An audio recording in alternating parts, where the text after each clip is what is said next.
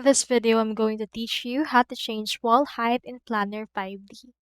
First, head over to planner5d.com, and from in there you should be able to see and hear this.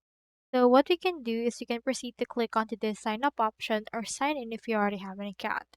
Since I don't have an account yet, let me proceed to actually sign up.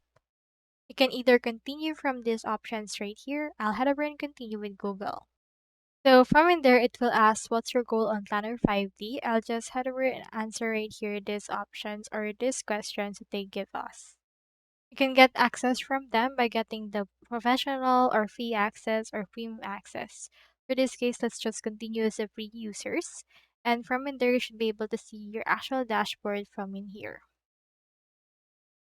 In there, proceed to create a new project, or you can also use in here a project already created.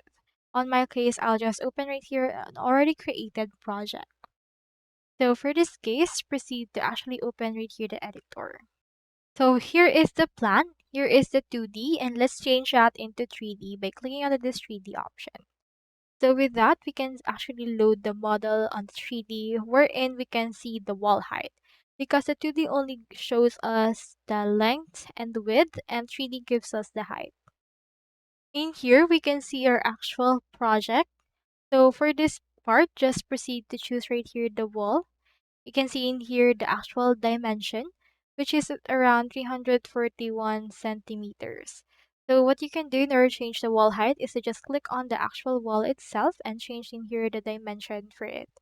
So head over and click on it, change right here the height. We have 270 centimeter. Let's change that into around 330, and it will change based on the input that we have inputted. Once you're done, save all the changes that you have made so far. So that's all there is today, and I hope this video helped you out.